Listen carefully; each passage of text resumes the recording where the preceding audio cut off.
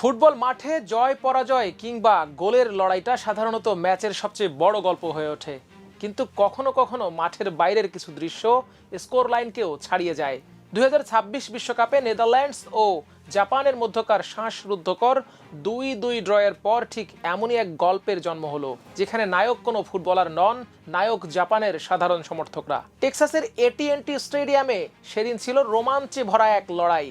শক্তিশালী নেদারল্যান্ডসের বিপক্ষে দুইবার পিছিয়ে পড়েও দুর্দান্ত মানসিক শক্তি দেখিয়ে ম্যাচে ফিরেছে জাপান।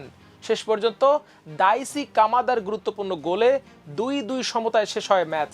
মাঠে ব্লু সামুরাইদের লড়াকু মানসিকতা যেমন প্রশংসা কুড়িয়েছে, ঠিক তেমনি ম্যাচ শেষ হওয়ার পর গ্যালারিতে দেখা গেছে আরও এক বড় উদাহরণ। খেলা শেষ, দর্শকরা স্টেডিয়াম ছাড়ছেন, চারদিকে উল্লাস, হতাশা আর আলোচনার রেশ।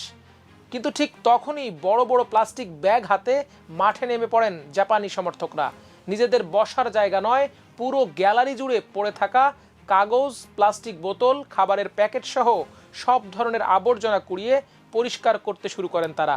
যেখানে বিশ্বের অনেক স্টেডিয়ামে ম্যাচ শেষে আবর্জনার স্তূপ পড়ে থাকে, সেখানে জাপানি সমর্থকদের এই দৃশ্য যেন মানবিকতা, শৃঙ্খলা ও দায়িত্ববোধের এক জীবন্ত উদাহরণ। এটি অবশ্য প্রথম নয়। 2018 সালের রাশিয়া বিশ্বকাপে বেলজিয়ামের কাছে হেরে বিদায় নেয়ার পরও নিজেদের গ্যালারি পরিষ্কার করে বিশ্বজুড়ে প্রশংসা কুড়িয়েছিল জাপান।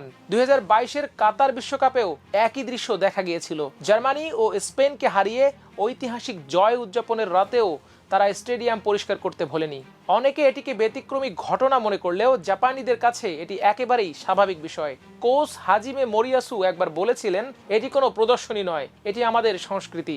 ছোটবেলা থেকে জাপানের শিশুদের শেখানো হয় যে জায়গা ব্যবহার করবে সেটি আগের চেয়েও পরিষ্কার রেখে যেতে হবে। এই সংস্কৃতি আজ বিশ্বমঞ্চে জাপানকে আলাদা পরিচয় দিয়েছে। রোববার ম্যাচে উপস্থিত ছিলেন মার্কিন NFL তারকা জেমিস উইনস্টনও।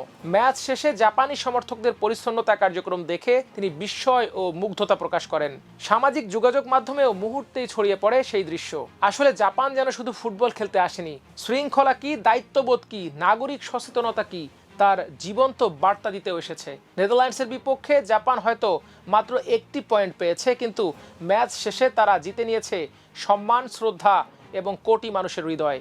কারণ দিনের শেষে গোলের হিসাব মানুষ ভুলে যায়, ট্রফির গল্পটাও এক সময় ফিকে হয়ে যায়, কিন্তু যে জাতি তার আচরণ দিয়ে পৃথিবীকে অনুপ্রাণিত করে, ইতিহাস তাদের কখনো ভুলে যায় না।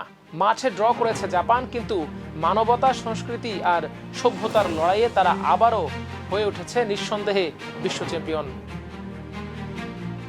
দর্শক, খেলাধুলার সকল আপডেট পেতে চোখ রাখুন আমার দেশ স্পোর্টসে। আল্লাহ হাফেজ।